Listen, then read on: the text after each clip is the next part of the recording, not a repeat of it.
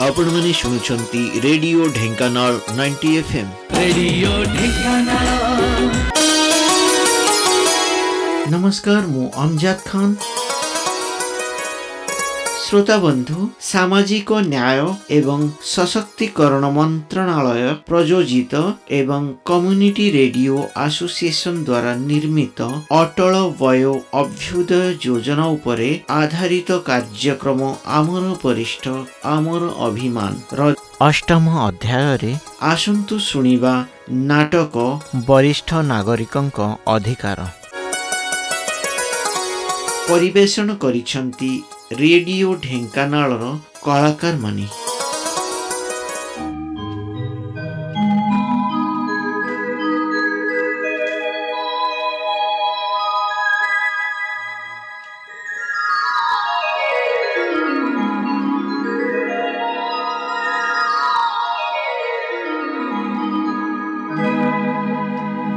आमर स्वतंत्र धारावाहिक कार्यक्रम आमर वरिष्ठ आमर स्वाभिमान को आपण मानक स्वागत, जो भरत जेजे एवं मु आपण मानक आमर वरिष्ठ नागरिक मानक अधिकार जत्न एवं सम्मान विषय रे किछि गुरुत्वपूर्ण सूचना प्रदान करिथाउ। आम भारत संस्कृति एवं परंपरार देश भावरे सर्वदा प्रथम स्थान पाई आसुछि, जेउठारे प्रत्येक धर्म संप्रदाय एवं संस्कृति को सम्मान दिया जाए। आमर परंपरा एवं संस्कृति को सम्मान करिवार मूल्य आमर वरिष्ठ यथा आमर जेजेबापा मानक द्वारा आमको शिक्षा प्राप्त होई थाए। तथापि एही द्रुत गतिशील दुनिया रे आमे आमर व्यस्तबहुल जीवन रे एते व्यस्त होइगलु जे सेही लोकमानंकु सम्मान करिबाकू भूली जिबा आरंभ करिछु, जेउ माने आमको गुरुजन मानंकु सम्मानर महत्व सिखाइछंती। आपण हुए तो भाभी पारंती यह कदापि सत नुहे। आमे आमर वयस्क मानंकु सम्मान करू, हुए तो आपण करंती, किंतु प्राय समस्ते करंती नहीं। अनेक वरिष्ठ नागरिकों सेमानंकर उपयुक्त सम्मान दिया जाई नथाए। जदि ताहा होइथांता आम देश रे एते वृद्धाश्रम नथांता एवं सेही घर भितरे आमे वृद्ध मानंक आखिरे एते जंत्रणा एवं दुख देखि नथांतु। आम भारत सरकारक सामाजिक न्याय एवं सशक्तिकरण मंत्रणालय हेउछि एक विभाग जहाँकि अधिकारर सुरक्षा तथा साधारण नागरिकंकु सहायता जोगाइबा पई उत्सर्गीकृत। आमर विशेष कार्यक्रम आमर वरिष्ठ आमर स्वाभिमान माध्यम रे वरिष्ठ नागरिक मानकर आवश्यकता को पूरण करिबा एवं सेमानंकर सुस्थता को सुनिश्चित करिबा पई मंत्रणालय लक्ष्य रखिछि। कम्युनिटी रेडियो एसोसिएशन सहित मिलित सहयोग रे एही स्वतंत्र प्रोग्राम सीरीज सामाजिक न्याय एवं सशक्तिकरण मंत्रालयर अनेक पदक्षेप विषय रे गभीर सूचना प्रदान करिथाए। वरिष्ठ नागरिकों पई एकीकृत कार्यक्रम, वरिष्ठ नागरिकों पई जातीय हेल्पलाइन, जत्न नेउथुबा प्रशिक्षण एवं राष्ट्रीय वयोश्री योजना अंतर्भुक्त। एहा सहित मोतियाबिंदु समस्या, वृद्ध मानक पई खाद्यपेय परामर्श, विशेषज्ञ मार्गदर्शन एवं मंत्रालय द्वारा प्रदान करा जाइतिबा अन्यान्य असुविधार समाधान करिथाए। समाजर मूलदुआ को मजबूत करिवार वर्तमान समय, जेउ माने आमको जीवन रे किपरि आगुको बढ़िबाकू हुए ताहा सिखाइले। एही कार्यक्रम माध्यम रे आमे निश्चिंत करिबाकू लक्ष्य रखिछु जे आमर वरिष्ठ माने केबे हेले निजकू असहाय अनुभव करिवे नाही किंबा काहा आगरे मुंड नुआइबाकू पड़िबो नाही। सामाजिक न्याय एवं सशक्तिकरण मंत्रणालय कम्युनिटी रेडियो एसोसिएशन र सहयोग रे वृद्ध मानक पई विशेष भावरे सेमानंकर सुवर्ण वर्ष रे एक दृढ़ स्तंभ भावरे ठिया हेबा पई एही अनन्य पदक्षेप उपरे कार्य करुछि। किंतु एही प्रयास गुड़िक प्रकृत रे कौन? आपण माने शुणुछंती radio Dhenkanal 90 FM। Radio Dhenkanal.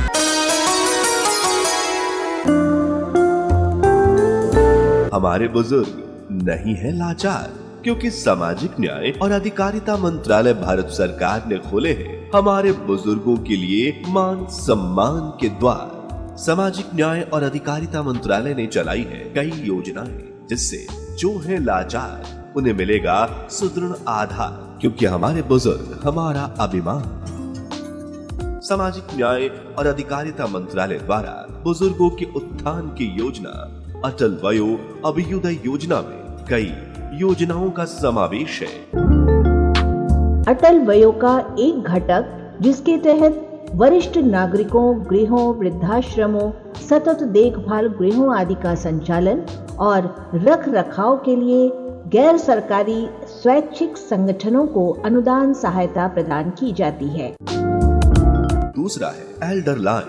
1, 4, 5, 6, 7 की सहायता से बुजुर्ग पेंशन, कानूनी मुद्दों, ration card, Awas Yojana, Ayushman card योजना, प्रधानमंत्री सम्मान निधि योजना सहित अन्य तरह की सूचना के लिए मुफ्त जानकारी और मार्गदर्शन प्राप्त कर सकेंगे। उम्र के आखिरी पड़ाव पर अक्सर बुजुर्ग लोगों को कोई ना कोई समस्या आती रहती है, इसके लिए है एल्डर लाइन। तीसरा है जेरिएट्रिक केयर गिवर्स ट्रेनिंग। इस योजना का मुख्य उद्देश्य वृद्धावस्था देखभालकर्ताओं के क्षेत्र में आपूर्ति और बढ़ती मांग के अंतर को घटाना है, ताकि वरिष्ठ नागरिकों को अधिक पेशेवर सेवाएं प्रदान की जा सकें और साथ ही वृद्धावस्था के क्षेत्र में पेशेवर देखभालकर्ताओं का एक कैडर तैयार किया जा सके। चौथा है सेव। देश के वरिष्ठ नागरिक के रोजमर्रा के काम अब आसान हो जाएंगे। केंद्र सरकार ने इस दिशा में बड़ा कदम उठाया है। सरकार ने बुजुर्ग व्यक्तियों के लिए SAGE यानी says senior care ageing growth engine कार्यक्रम पोर्टल को वर्चुअल तरीके से लॉन्च किया है। सेज पोर्टल भरोसेमंद स्टार्टअप के जरिए बुजुर्गों की देखभाल में इस्तेमाल होने वाले उत्पादों और सेवाओं को प्रदान करने वाला वन स्टॉप एक्सेस होगा।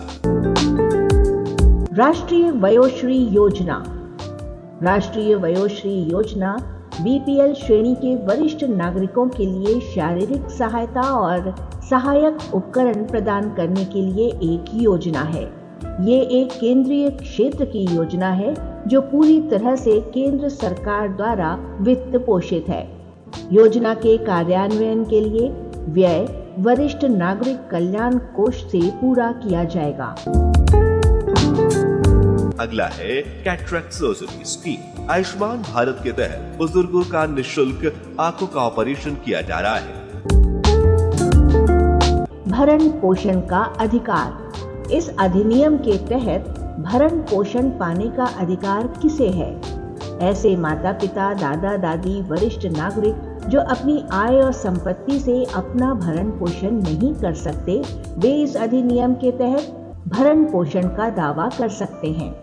माता पिता की परिभाषा में जैविक, गोद और सौतेले माता पिता भी आते हैं। तो उठा के इन योजनाओं का लाभ आप भी बढ़ाइए अपना सम्मान, क्योंकि हमारे बुजुर्ग हमारा अभिमान। सामाजिक न्याय और अधिकारिता मंत्रालय के सौजन्य से CRA द्वारा निर्मित और प्रसारित रेडियो ढेंकाना। ମୁଁ ତତେ ବହୁତ ସମୟ ଧରି ଦେଖୁଛି ତୁ ମୋବାଇଲରେ ପୁରା ବୁଡ଼ିକି ରହୁଛୁ। ତୁ ସବୁବେଳେ ସେଥିରେ କ'ଣ କରୁଛୁ?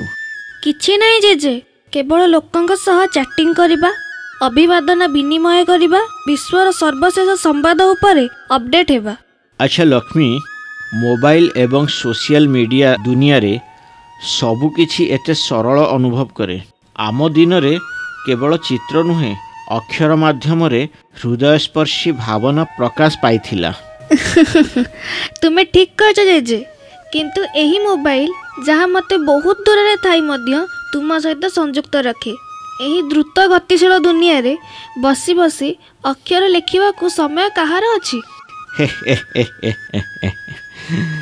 ଏକଦମ ସତ କଥା ଲକ୍ଷ୍ମୀ, କିନ୍ତୁ ଏହି ସମସ୍ତ ଆଧୁନିକତା ମଧ୍ୟରେ ଆମର ପରମ୍ପରା, ଆମର ମୂଲ୍ୟବୋଧ ଏବଂ ଆମର ବରିଷ୍ଠମାନଙ୍କ ପ୍ରତି ଆମର ସମ୍ମାନ ମଧ୍ୟ ଛାଡ଼ି ଦିଆଯାଉଛି। ଏହା ପୂର୍ବରୁ ଯେତେବେଳେ ସରକାର ବୃଦ୍ଧମାନଙ୍କ ପାଇଁ ନୀତି ପ୍ରଣୟନ କରିଥିଲେ ସେଠାରେ ଆଲୋଚନା ହେଉଥିଲା ଏବଂ ସମସ୍ତେ ଏଥିରେ ସାମିଲ ହୋଇଥିଲେ। କିନ୍ତୁ ବର୍ତ୍ତମାନ ସବୁକିଛି ଟେକ୍ନୋଲୋଜି ସହିତ ଜଡ଼ିତ ହୋଇ ବୃଦ୍ଧଙ୍କ ଅଧିକାର ଏବଂ ଆଇନ ବିଷୟରେ ଜାଣିବାକୁ କାହାର ପାଖରେ ସମୟ ନାହିଁ। ତୁମେ ଠିକ୍ କହିଛ ଜେଜେ।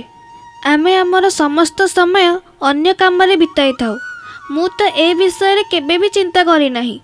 ମୁଁ ଏହି ଅଧିକାର ଗୁଡ଼ିକ ବିଷୟରେ କିଛି ବି ଜାଣେ ନାହିଁ। ତୁମେ ସେମାନଙ୍କ ବିଷୟରେ ମୋତେ କହିପାରିବ କି? ଆମ ଦେଶର ବରିଷ୍ଠମାନଙ୍କ ପାଇଁ କେଉଁ ନିୟମ ଅଛି? ଶୁଣ ନାତୁଣୀ, ବରିଷ୍ଠ ନାଗରିକଙ୍କ ଅଧିକାରର ସୁରକ୍ଷା ପାଇଁ ଭାରତରେ ଅନେକ ଆଇନ ଏବଂ ସରକାରୀ ଯୋଜନା ଅଛି। କିନ୍ତୁ ସମସ୍ୟା ହେଉଛି ଅଧିକାଂଶ ବରିଷ୍ଠମାନେ ମଧ୍ୟ ସେମାନଙ୍କ ବିଷୟରେ ଅବଗତ ନୁହନ୍ତି। ଅନେକ ନିଜ ପରିବାରରେ ଅବହେଳାର ସମ୍ମୁଖୀନ ହୁଅନ୍ତି ଏବଂ ଭାବନ୍ତି ଯେ ସେମାନଙ୍କର କୌଣସି ବିକଳ୍ପ ନାହିଁ। ତାହା ଭୟଙ୍କର। ତୁମ ପରି ଲୋକମାନେ ଯେଉଁମାନେ ତୁମର ଜୀବନର ଏତେ ବଡ଼ ଅଂଶକୁ ତୁମ ପରିବାର ଏବଂ ସମାଜ ପାଇଁ ଉତ୍ସର୍ଗ କରିଛନ୍ତି ସେମାନେ ବହୁତ ଭଲ ପାଇବାକୁ ଯୋଗ୍ୟ। ଜେଜେ, ତୁମର କେଉଁ ଅଧିକାର ଅଛି? ସର୍ବପ୍ରଥମେ ଆମର ଅଧିକାର ବିଷୟରେ ସଚେତନ ହେବା ଆମ ପାଇଁ ଗୁରୁତ୍ୱପୂର୍ଣ୍ଣ। ଭାରତରେ ବରିଷ୍ଠ ନାଗରିକଙ୍କ କଲ୍ୟାଣ ପାଇଁ ଗୋଟିଏ ପ୍ରମୁଖ ନିୟମ ହେଉଛି ପିତାମାତା ଏବଂ ବରିଷ୍ଠ ନାଗରିକ ଅଧିନିୟମ ରକ୍ଷଣାବେକ୍ଷଣ ଏବଂ କଲ୍ୟାଣ। ଏହି ନିୟମ ଅନୁଯାୟୀ ଯଦି କୌଣସି ପରିବାର ସେମାନଙ୍କ ବୟସ୍କମାନଙ୍କ ଯତ୍ନ ନ ନିଅନ୍ତି ତେବେ ସେହି ବରିଷ୍ଠମାନେ ପିଲା କିମ୍ବା ତାଙ୍କ ପରିବାରଠାରୁ ଆଇନଗତ ଭାବରେ ସେମାନଙ୍କଠାରୁ ରକ୍ଷଣାବେକ୍ଷଣ ଦାବି କରିପାରିବେ। ଓହୋ, ତାହା ଏକ ବିରାଟ ଅଧିକାର। ଯଦି ଜଣେ ବୟସ୍କ ବ୍ୟକ୍ତି ଏକାକୀ ରହୁଛନ୍ତି ଏବଂ ସେମାନଙ୍କ ପରିବାର ସେମାନଙ୍କୁ ସମର୍ଥନ କରୁନାହାନ୍ତି ତେବେ ସେମାନେ ସାହାଯ୍ୟ ପାଇଁ କୋର୍ଟକୁ ଯାଇପାରିବେ କି? ଅବଶ୍ୟ ଏହି ନିୟମ ପିଲାମାନଙ୍କୁ ସେମାନଙ୍କର ବୃଦ୍ଧ ପିତାମାତାଙ୍କର ଯତ୍ନ ନେବା ପାଇଁ ମଧ୍ୟ ବାଧ୍ୟ କରିଥାଏ। ସେମାନେ ବୁଝିବା ଆବଶ୍ୟକ ଯେ ଏହା ସେମାନଙ୍କର କର୍ତ୍ତବ୍ୟ।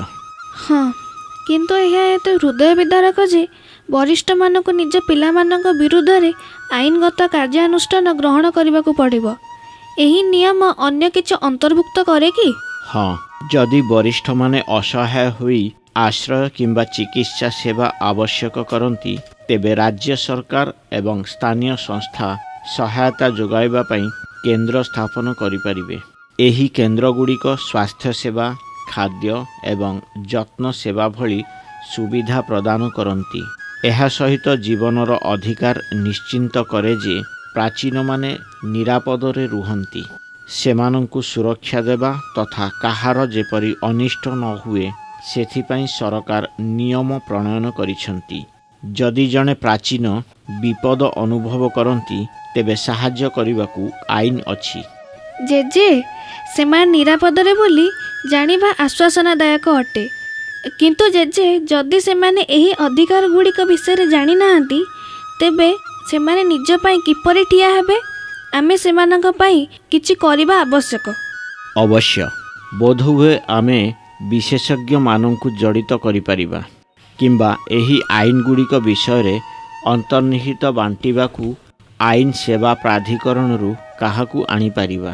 ସାକ୍ଷାତକାର କିମ୍ବା ଆଲୋଚନା କରିବା ଦ୍ୱାରା ଅଧିକ ବୟସ୍କମାନେ ସେମାନଙ୍କର ଅଧିକାର ଏବଂ ବିକଳ୍ପ ବିଷୟରେ ଅବଗତ ହୋଇପାରନ୍ତେ।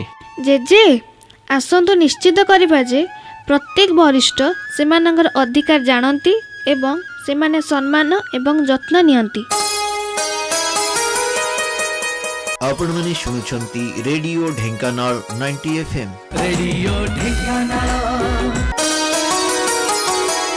ଆମ ସହିତ ଅଛନ୍ତି ବରିଷ୍ଠ ଆଇନଜୀବୀ ଶ୍ରୀଯୁକ୍ତ ରଞ୍ଜନ କୁମାର ମିଶ୍ର।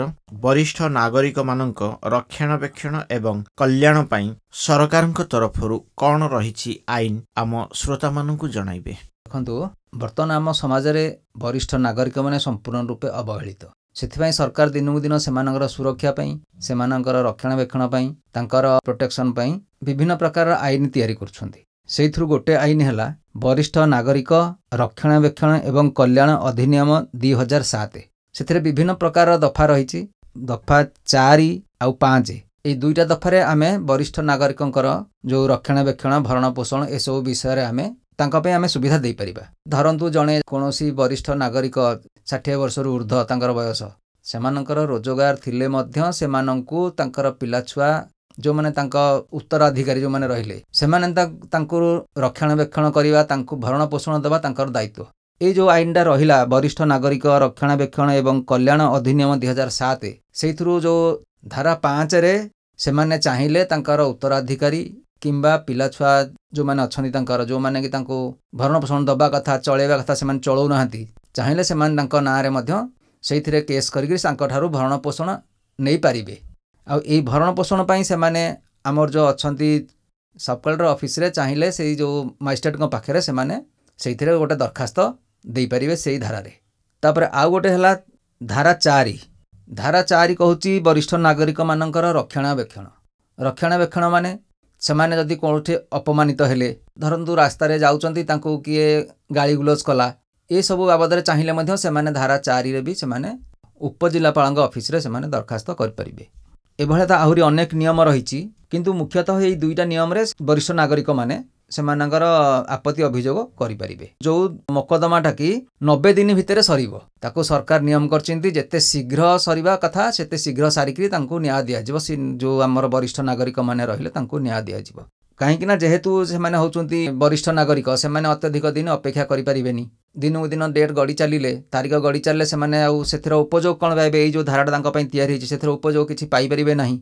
सेथिपई तांक सरकार सेथिपई 90 दिन समय सीमा धार्य करचंती। जदि सेमाने सेठू मध्य न्याय न पाई पारिले जिल्लापालक निकट रे मध्य ता उपरे सेमाने आपत्ति अभिता सेई जो ऑर्डर देबे जिल्ला उपजिल्लापाल जो ऑर्डर देबे ता उपरे सेमाने मध्य अपील करि परिबे ता उपरे सेमाने आपत्ति अभियोग करि परिबे जिल्लापालक निकट रे। एई दुईटा आईन छडा हमर मध्य आहुरी दुई गोटी आईन अछि वरिष्ठ नागरिक माने सेथिरे मध्य आपत्ति अभियोग करि परिबे। सेटा हला हमर गोटे सीआरपीसी 125 125 धारा गोटे अछि वर्तमान जोटा कि एबे 2023 मसिहार एटा बदल जाय हम सरकार बदल देकरी ताकू भारतीय नागरिक सुरक्षा आईन 2023 सेइथिरे 144 धारा एबे जोड़ा हिची सेही 144 धारा रे से माने तांकर पुओ एवं झियो जहा कोठु भी हो से माने चाहिले भरण पोषण पई केस करि परिबे हमर क्रिमिनल कोर्ट रे। जदि सेथिरे कोनोसी क्रिमिनल कोर्ट रे ऑर्डर हेला परे आदेश हेला परे भरण पोषण दबा पई जदि कोनोसी अपर पक्ष किमा तांकर जो पिला छुआ जहा को भी ऑर्डर हबो से जदि न दियंती सेथिपई मध्य आईन रे सुविधा अछि तांकठु आदाय केमिति करा जाय परिबो जदि न देले तांको केमिति पनिशमेंट दिया जाय परिबो ए सबुरा पनिशमेंट माने तांको दंड दिया जाय परिबो ए सबुरा मध्य सुविधा अछि। तापरे हम वरिष्ठ नागरिक कहिले त केवल हम पुरुष मानकु त बुझुने ना सेथिरे मध्य स्त्री लोक माने आसुचंती किंतु एई जो आउ गोटे आईन अछि केवल स्त्री लोक मानक पई protection of women's from domestic violence घरोई हिंसा आईन बहु मानक द्वारा हो पुओ मानक द्वारा हो कहा द्वारा भी सेमाने घरोई हिंसार शिकार होचंती। एई जो अछि घरोई हिंसा आईन सेइथिर धारा 12 रे मध्य सेमाने आपत्ति अभियोग करि परिबे हमर एसडीजेएम जो अछंती कोर्ट रे हमर क्रिमिनल कोर्ट रे तांका पाखरे मध्य आपत्ति अभियोग करि परिबे। सेठिक जदि सेमाने सीधा सड़क जाई न परिबे धरन तांको सेमाने किछि जानि नाहंती कोनोसी वकील तांको दबार क्षमता मध्य तांकर नाही वकील दबा पई सेही फाइल करिया पई तांकर आपत्ति अभियोग कोर्ट रे फाइल करिया पई मकदमाटी फाइल करिया पई तांकर धरंतु वकीलकर पाखु पैसा दबा पई तांकर सहायता तांकर मध्य सक्षम नाही। सेमान चाहिले मध्य केते अछंती हमर एनजीओ जो माने कि एनजीओ अछंती तांकर सहायता नै परिबे नहले हमर डिस्ट्रिक्ट सोशल वेलफेयर ऑफिस रे जने प्रोटेक्शन ऑफिसर मध्य रहउचंती तांकर सहायता नै परिबे नेकरी से माने मध्य चाहिले मागणा रे वकील मध्य सेमानकु जोगाई दिया जिवो। हमर जो अछि डिस्ट्रिक्ट लीगल सर्विस अथॉरिटी अछि सेमानकर मागणा वकील मध्य जोगाई दोछंती केस करिया पई मकदमा फाइल करिया पई तार मध्य सुविधा सेमाने नै परिबे। आ सेही मकदमाटी हमर 60 दिन भितरे सरीबो 60 दिन रे मकदमाटी फैसला करिया पई सरकारଙ୍କର नियम रहिछि। पुलिस रो सहायता चाहिले नै परिबे किंतु जदि पुलिस तांको धर कोनोसी सुरक्षा न देई पारला तेणु से बाध्य होकर उपजिलापाल पाखे गोटे मकदमा दायर कर जो कि गोटे आदेश हम पुलिस को जे मान सीनियर सिटीजन एक्ट रे जो वरिष्ठ नागरिक कल्याण अधिनियम 2007 अनुसार तांको सुरक्षा दवाई पुलिस को गोटे ऑर्डर हम आदेश दि जाव। आमर विशेषज्ञ आम सहित एते सूचना अंशीदार कले किंतु मते कहुजे जे वरिष्ठ नागरिकों पई सरकार कौन से आर्थिक सहायता जोगाउछंती कि? हाँ लक्ष्मी, जातीय वृद्धा वृद्ध पेंशन स्कीम परी ଅନେକ ପେନ୍ସନ୍ ସ୍କିମ୍ ଅଛି। ଜାତୀୟ ବୃଦ୍ଧ ବୃଦ୍ଧା ପେନ୍ସନ୍ ସ୍କିମ୍ ପରି ଅନେକ ପେନ୍ସନ୍ ସ୍କିମ୍ ଅଛି ଯାହା ଅଧୀନରେ ଯୋଗ୍ୟ ବୟସ୍କମାନେ ପେନ୍ସନ୍ ପାଆନ୍ତି। ଏହା ସହିତ ଅନେକ ରାଜ୍ୟ ସରକାର ସେମାନଙ୍କର ନିଜସ୍ୱ ପେନ୍ସନ୍ ଯୋଜନା ଏବଂ ଆର୍ଥିକ ସହାୟତା କାର୍ଯ୍ୟକ୍ରମ ମଧ୍ୟ ପ୍ରଦାନ କରନ୍ତି। ତେଣୁ ଏହାର ଅର୍ଥ ହେଉଛି ଆର୍ଥିକ ଦୃଷ୍ଟିରୁ ଦୁର୍ବଳ ବରିଷ୍ଠ ନାଗରିକଙ୍କ ପାଖରେ ଏପରି ସମର୍ଥନ ପାଇଁ ବିକଳ୍ପ ଅଛି। କିନ୍ତୁ ଗାଁର ଲୋକମାନେ ଏହି ଯୋଜନା ବିଷୟରେ ଜାଣନ୍ତି କି? ତାହା ହିଁ ହେଉଛି ପ୍ରକୃତ ପ୍ରସଙ୍ଗ। ଅନେକ ବୟସ୍କ ବ୍ୟକ୍ତି ସେମାନଙ୍କର ଅଧିକାର ଏବଂ ଯୋଜନା ଗୁଡ଼ିକ ବିଷୟରେ ଅବଗତ ନୁହନ୍ତି। ଏହି କାରଣରୁ ସେମାନଙ୍କୁ ପରିବାର ଉପରେ ନିର୍ଭର କରିବାକୁ ପଡ଼ିବ କିମ୍ବା ସେମାନଙ୍କ ଆବଶ୍ୟକତା ପାଇଁ ସମାଜ ଉପରେ ନିର୍ଭର କରିବାକୁ ପଡ଼ିବ। ଆମକୁ ସଚେତନତା ସୃଷ୍ଟି କରିବା ଆବଶ୍ୟକ, ଯାହାଦ୍ୱାରା ପ୍ରତ୍ୟେକ ବରିଷ୍ଠ ନାଗରିକ ଆତ୍ମନିର୍ଭରଶୀଳ ହୋଇପାରିବେ। କେବଳ ସେତିକି ନୁହେଁ, ସେମାନଙ୍କର ମଧ୍ୟ ଶୁଣାଣି କରିବାର ଅଧିକାର ଅଛି। ନ୍ୟାୟ ଶୁଣାଣି କରିବାର ଅଧିକାର ତାହା ପୁଣି କ'ଣ? ଏହାର ଅର୍ଥ, ଯଦି ଜଣେ ବରିଷ୍ଠ ନାଗରିକ ଅନ୍ୟାୟର ସମ୍ମୁଖୀନ ହୁଅନ୍ତି ଏବଂ ଅଭିଯୋଗ କରିବାକୁ ଚାହାନ୍ତି, ତେବେ ଆଇନ ସେମାନଙ୍କର ସ୍ୱର ଶୁଣିବାକୁ ସୁନିଶ୍ଚିତ କରେ। ସେମାନଙ୍କର ଅଭିଯୋଗର ସମାଧାନ ଏବଂ ସେମାନେ ଅନୁଭବ କରୁଥିବା ଭୁଲକୁ ସଂଶୋଧନ କରିବା ପାଇଁ ଉତ୍ସର୍ଗୀକୃତ ଏକ କୋଡ୍ ଭାବରେ ଏହା ଭାବନ୍ତୁ।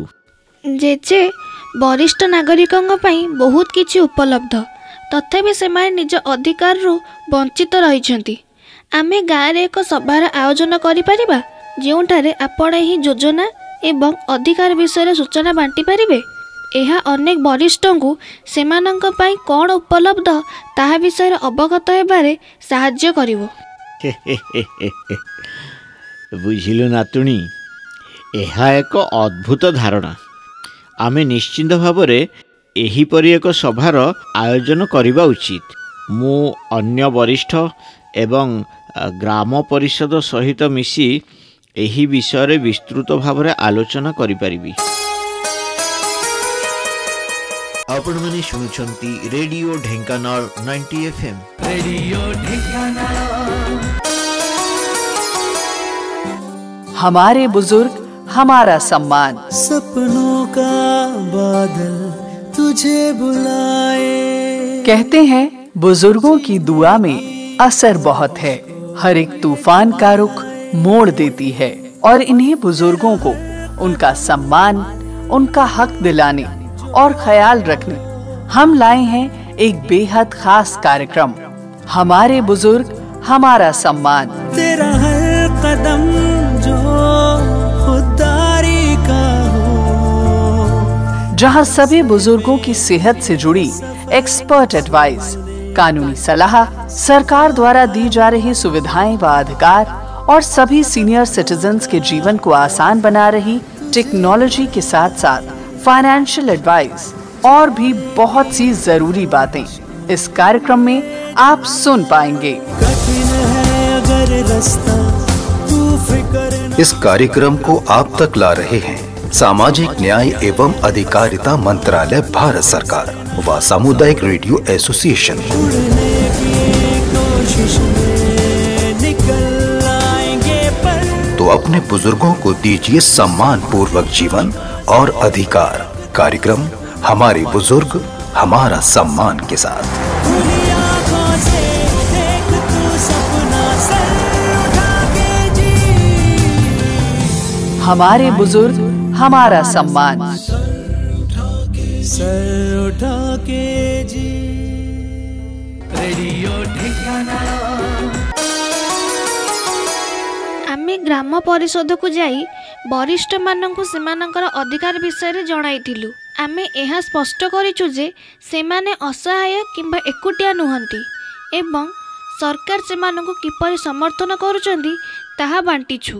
आमे गाँर वरिष्ठ मानक सहित मध्य कथा होई समस्तंक सुनिबा पई सेमानकर किछि अंतर्निहित कथा रेकर्ड करथिलु। जेजे मते गोटे कथा कुह, एही सब नियम एवं ଯୋଜନା ଗୁଡ଼ିକ ବୃଦ୍ଧମାନଙ୍କୁ ସମ୍ମାନ ଏବଂ ଆତ୍ମସମ୍ମାନ ସହିତ ବଞ୍ଚିବାରେ ସାହାଯ୍ୟ କରିବା ପାଇଁ ଉଦ୍ଦିଷ୍ଟ କି? ହଁ ଲକ୍ଷ୍ମୀ, ବୃଦ୍ଧ ଲୋକମାନେ ସମ୍ମାନର ଯୋଗ୍ୟ ଅଟନ୍ତି। ସେମାନେ ନିଜ ପରିବାର ଏବଂ ସମାଜରେ ଏକ ଗୁରୁତ୍ୱପୂର୍ଣ୍ଣ ସ୍ଥାନ ରଖିବା ଉଚିତ। ସରକାର ପଦକ୍ଷେପ ନେଇଛନ୍ତି, କିନ୍ତୁ ଯେତେବେଳେ ସମାଜ ସେମାନଙ୍କର ଗୁରୁତ୍ୱ ବୁଝିବ ସେତେବେଳେ ପ୍ରକୃତ ପରିବର୍ତ୍ତନ ଘଟିବ। ସରକାର ମଧ୍ୟ ଶୋଷଣ ନ କରିବାର ଅଧିକାର ପ୍ରତିଷ୍ଠା କରିଛନ୍ତି, ଯାହା ନିଶ୍ଚିତ କରେ ଯେ କୌଣସି ବରିଷ୍ଠମାନଙ୍କ ପ୍ରତି ଅତ୍ୟାଚାର କିମ୍ବା ଅନିଷ୍ଟ ନ ହୁଏ। ସେମାନଙ୍କୁ ଯନ୍ତ୍ରଣା କିମ୍ବା ଅସମ୍ମାନର ଶିକାର ହେବାକୁ ପଡ଼ିବ ନାହିଁ। ଏହି ନିୟମଗୁଡ଼ିକ ଅଛି ଯାହାଦ୍ୱାରା ବରିଷ୍ଠମାନେ ଶାନ୍ତିପୂର୍ଣ୍ଣ ଏବଂ ସମ୍ମାନର ସହ ବଞ୍ଚିପାରିବେ। ଜେଜେ, ମୁଁ ତୁମ ସହ କଥାବାର୍ତ୍ତା କରି ବହୁତ ଅନୁପ୍ରାଣିତ ଅନୁଭବ କରେ। ମୁଁ ବହୁତ ଶିଖୁଛି। ମୁଁ ବିଶ୍ୱାସ କରେ ଯେ ଯୁବପିଢ଼ି ଭାବରେ ଆମେ ଏହି ସମାଜରେ ପରିବର୍ତ୍ତନ ଆଣିପାରିବା। ଆମ ବରିଷ୍ଠମାନଙ୍କ ସୁରକ୍ଷା ଏବଂ ସମ୍ମାନ ନିଶ୍ଚିତ କରିବାକୁ ଆମକୁ ପଦକ୍ଷେପ ନେବା ଆବଶ୍ୟକ। ଆମେ ସେମାନଙ୍କୁ ଏହି ଅଧିକାର ବିଷୟରେ ଜଣାଇବା ଉଚିତ, ଯାହାଦ୍ୱାରା ସେମାନେ ଉନ୍ନତ ଜୀବନଯାପନ କରିପାରିବେ। ନାତୁଣୀ, ଏହା କିପରି ହେବା ଉଚିତ?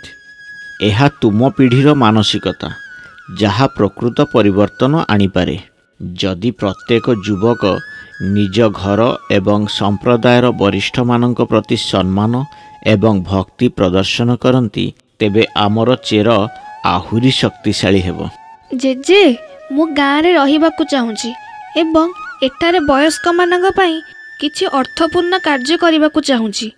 ମୁଁ ଅନୁଭବ କରୁଛି ଯେ ଆମେ ଏକ ପ୍ଲାଟଫର୍ମ ସୃଷ୍ଟି କରିବା ଉଚିତ, ଯେଉଁଠାରେ ସେମାନେ ଖୋଲାଖୋଲି ଭାବରେ ସେମାନଙ୍କ ସମସ୍ୟା ବାଣ୍ଟି ପାରିବେ ଏବଂ ସେମାନେ ଏକୁଟିଆ ନୁହନ୍ତି ଜାଣିବାକୁ ସାହସ ପାଇପାରିବେ। ତାହା ହେଉଛି ଆତ୍ମା। ଲକ୍ଷ୍ମୀ, ଯଦି ପ୍ରତ୍ୟେକ ଯୁବକଙ୍କର ଏହି ଉତ୍ସାହ ଥାଏ, ତେବେ ଆମର ବରିଷ୍ଠମାନଙ୍କ ଜୀବନ ଖୁସିରେ ପରିପୂର୍ଣ୍ଣ ହୋଇଥାନ୍ତା। ମୁଁ ବହୁତ ଖୁସି ଯେ ତୁ ଏହାକୁ ଗଭୀର ଭାବରେ ବୁଝିଛୁ ଏବଂ ଅନୁଭବ କରିଛୁ। ପ୍ରତ୍ୟେକ ବୟସ୍କଙ୍କୁ ସମ୍ମାନର ସହିତ ବଞ୍ଚିବାର ଅଧିକାର ଅଛି। ଯଦି ଆମେ ସେମାନଙ୍କୁ ସୁଯୋଗ ଏବଂ ଏକ ପ୍ଲାଟଫର୍ମ ପ୍ରଦାନ କରୁ, ସମାଜରେ ପରିବର୍ତ୍ତନ ସ୍ୱାଭାବିକ ଭାବରେ ଅନୁସରଣ ହେବ। ଆମେ ଜଣେ ବରିଷ୍ଠ ନାଗରିକ ସହାୟତା ଗୋଷ୍ଠୀ ଗଠନ କରିପାରିବା।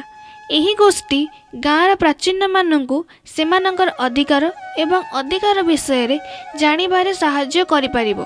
ଯଦି ସେମାନେ କେବେ ସାହାଯ୍ୟ ଆବଶ୍ୟକ କରନ୍ତି, ଆମେ ଯୁବକମାନେ ସେମାନଙ୍କ ପାଖରେ ଠିଆ ହୋଇପାରିବା।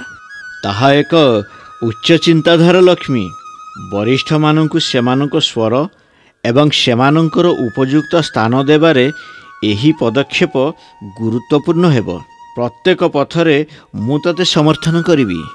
ଆଜି ଆମେ ବରିଷ୍ଠଙ୍କ ଅଧିକାର ବିଷୟରେ ବହୁତ ଆଲୋଚନା କଲୁ, କିନ୍ତୁ ପ୍ରିୟ ଶ୍ରୋତାମାନେ, ଯଦି ଆପଣ ଏହି ପ୍ରୋଗ୍ରାମ ମାଧ୍ୟମରେ ଅଂଶୀଦାର କରୁଥିବା ତଥ୍ୟର ବ୍ୟବହାର କରନ୍ତି ନାହିଁ, ତେବେ ଆପଣଙ୍କ ଘରେ ପହଞ୍ଚିବାର ଲାଭ କ'ଣ? ଲକ୍ଷ୍ମୀ, ଏହି କାର୍ଯ୍ୟକ୍ରମ ପୂର୍ବରୁ ଦେଶରେ ହଜାର ହଜାର ବରିଷ୍ଠଙ୍କୁ ଉପକୃତ କରୁଛି। ସରକାରଙ୍କ ସହ 200ରୁ ଅଧିକ କମ୍ୟୁନିଟି ରେଡ଼ିଓ ଷ୍ଟେସନ ସେମାନଙ୍କ ସମ୍ପ୍ରଦାୟରେ ସଚେତନତା ସୃଷ୍ଟି କରିବାକୁ କଠିନ ପରିଶ୍ରମ କରୁଛନ୍ତି। ଯେକୌଣସି ସହାୟତା ପାଇଁ ବରିଷ୍ଠମାନେ ହେଲ୍ପଲାଇନ୍ ନମ୍ବର 145667କୁ କଲ୍ କରିପାରିବେ କିମ୍ବା ଆପଣଙ୍କର ସ୍ଥାନୀୟ ସମ୍ପ୍ରଦାୟ ରେଡ଼ିଓ ଷ୍ଟେସନ ସହିତ ଯୋଗାଯୋଗ କରିପାରିବେ। ଆପଣମାନଙ୍କର ସମସ୍ୟାର ସମାଧାନ ପାଇଁ ଆପଣ ଯେକୌଣସି ସମୟରେ ପହଞ୍ଚି ପାରିବେ। ଆମେ ଶୀଘ୍ର ଅଧିକ ସୂଚନା ଏବଂ ଅନ୍ତର୍ଦୃଷ୍ଟି ସହିତ ଫେରିବା। ସେ ପର୍ଯ୍ୟନ୍ତ ସଜାଗ ରୁହନ୍ତୁ। ନମସ୍କାର। ଶ୍ରୋତାବନ୍ଧୁ, ଆପଣ ଶୁଣୁଥିଲେ ଭାରତ ସରକାରଙ୍କ ସାମାଜିକ ନ୍ୟାୟ ଏବଂ ସଶକ୍ତିକରଣ ମନ୍ତ୍ରଣାଳୟ ପ୍ରାୟୋଜିତ କମ୍ୟୁନିଟି ରେଡିଓ ଆସୋସିଏସନ ଦ୍ୱାରା ପ୍ରସ୍ତୁତ ଅଟଳ ବୟ ଅଭ୍ୟୁଦୟ ଯୋଜନା ଉପରେ ଆଧାରିତ କାର୍ଯ୍ୟକ୍ରମ ଆମର ବରିଷ୍ଠ ଆମର ଅଭିମାନ। ବରିଷ୍ଠମାନଙ୍କ ପାଇଁ ଗୁରୁତ୍ୱପୂର୍ଣ୍ଣ ତଥ୍ୟ ସମ୍ବଳିତ ଏହି ବହୁ ଉପାଦେୟ କାର୍ଯ୍ୟକ୍ରମ ପାଇଁ ଭାରତ ସରକାରଙ୍କ ସାମାଜିକ ନ୍ୟାୟ ଓ ସଶକ୍ତିକରଣ ମନ୍ତ୍ରଣାଳୟ ଏବଂ କମ୍ୟୁନିଟି ରେଡିଓ ଆସୋସିଏସନକୁ ରେଡିଓ ଢେଙ୍କାନାଳ ତଥା ସମସ୍ତ ଶ୍ରୋତାମାନଙ୍କ ତରଫରୁ ଅଶେଷ ଅଶେଷ ଧନ୍ୟବାଦ। କାର୍ଯ୍ୟକ୍ରମ ସମ୍ପର୍କରେ ମତାମତ ଦେବା ପାଇଁ ଅନୁରୋଧ। WhatsApp number 9439350459, Facebook radio Dhenkanal शोभा एवं यूट्यूब @रेडियो ढेंकानाल रे संपर्क करि परिबे। वर्तमान पाई विदाय दियंतु, शुणुथांतु रेडियो ढेंकानाल 90 FM। नमस्कार, जय हिंद।